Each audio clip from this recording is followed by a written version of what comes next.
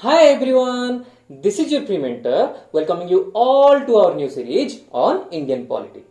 In this lecture, we will learn about the Constitution. We will see what is it, the types of Constitution and their differences with some examples, and then we will learn about the Indian Constitution.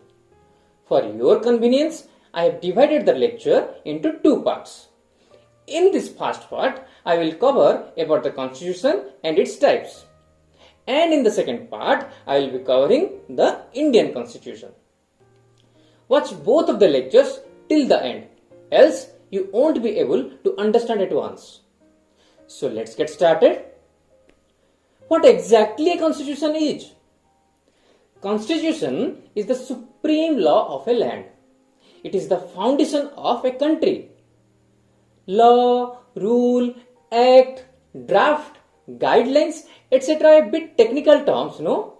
And legal terms also. To have a good idea over it, watch our respective lecture made on it.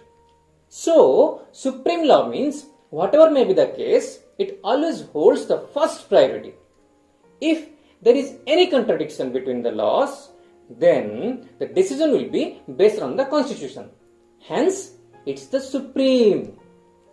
But there is some exception in it. In Britain, their constitution is not supreme, rather their parliament is. Their parliament has the utmost power. As the Swiss political theorist De Lolme once said that British parliament can do anything but make a man a woman and a woman a man. So funny, no? That means their parliament is supreme, such that it can do anything and not the constitution. Here, what is the term foundation law means? It means whatsoever the laws or policies are made in a country should always fall in the line with the constitution.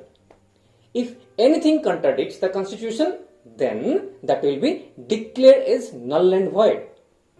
Now, let's learn about the types of constitution. Basically, it can be classified into two types. One is written constitution and the second one is unwritten constitution.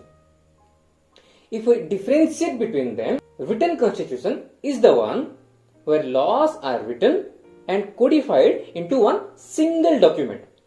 For example, US Constitution. The American Constitution is a written one. India also possesses and collaborate written constitution which was enacted by our Constituent Assembly specifically set up for the purpose. So, what a unwritten constitution is? Simply, as the name suggests, it is not written. Literally, it doesn't mean they are not written anywhere. But even if they are written, they are not codified into a single document. That's why they are called as unwritten, right? Unwritten constitutions. For example, unwritten constitution of United Kingdom and New Zealand. They might have some articles, rules, etc. to be followed, but are not codified into a single document. With the exception of the United Kingdom, almost all the democratic countries possesses written constitution. Please don't get confused. I said only of the democratic countries, right? As the written ones are enacted into a single document, they are also called as enacted constitution. On the other hand, as unwritten constitutions are not written, they get evolved with time. Hence, also called as evolved constitution. Got it? One is called enacted, other one is called evolved constitution. So till now, we have understood about the constitution and its types. We also saw some of the examples from both of the categories. If you have any doubt regarding this chapter, ask me in the comment section below. It will be solved immediately. This is the part 1 of this lecture. In the next part, I have covered the Indian Constitution. Go and watch that lecture to correlate it. You need to connect between topics so that you will understand it better.